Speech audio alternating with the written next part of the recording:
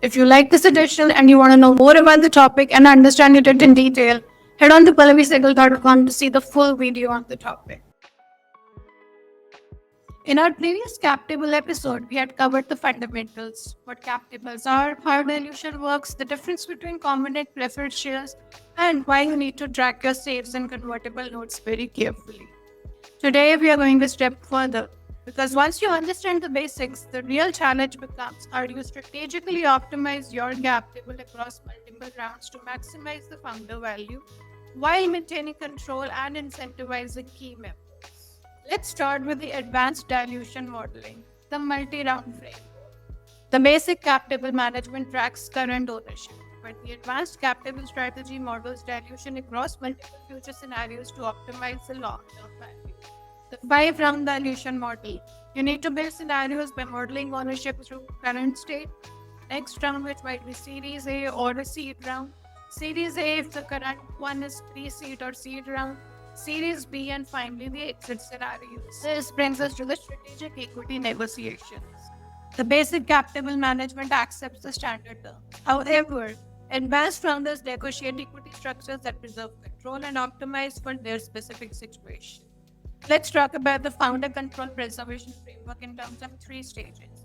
The dual class share structures, the ratchet protection mechanisms, and the liquidation reference optimization. Let's also talk about the board control strategy.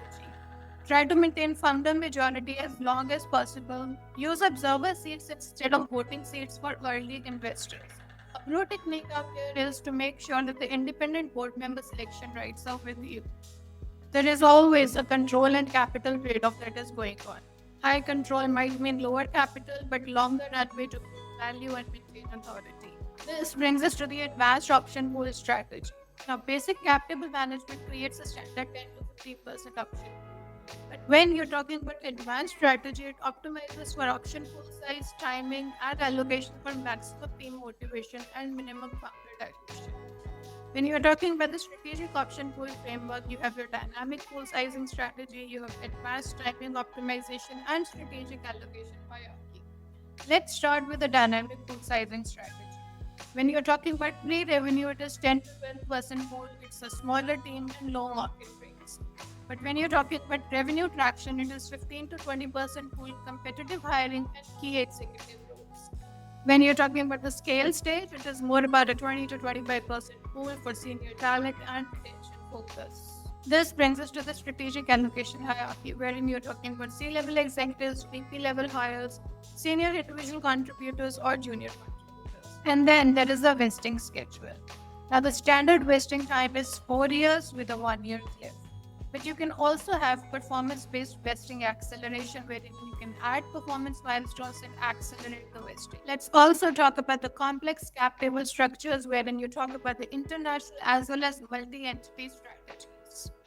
Now, as you scale globally, basic cap table management becomes inefficient.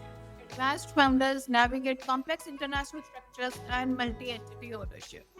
Let's look at a global structure framework out there.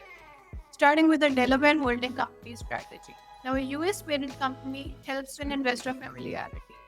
You can have subsidiary entities in the operating markets. The reason that it is beneficial is because it gives you access to US venture capital while operating internationally. And this brings us to the exit scenario optimization. How do you maximize founder value? Basic cap table thinking focuses on fundraising, but when you're talking about the advanced strategy, it optimizes for the entire cap table for exit value maximization. When you're talking about the exit value optimization framework, you need to have your scenario modeling by exit type. It can be a strategic acquisition, a financial acquisition, or an IPO. When you're talking about a strategic acquisition, which usually happens at 3 to 7x of revenue, the liquidation preferences do not matter. Common stock gets full value, and you need to minimize preferred share liquidation stack. As a founder, your liquidity strategy needs to be optimized for secondary sales, wherein you are able to sell 10 to 20% in later rounds for personal liquidity. Your retention planning, keeping enough equity to stay motivated through the exit, and for tax optimization, wherein you're structuring the sales to minimize the tax burden. We hope that you've enjoyed the preview edition of this topic. If you like this edition and you want to know more about the topic and understand it in detail, head on to pallavisegel.com to see the full video on the topic.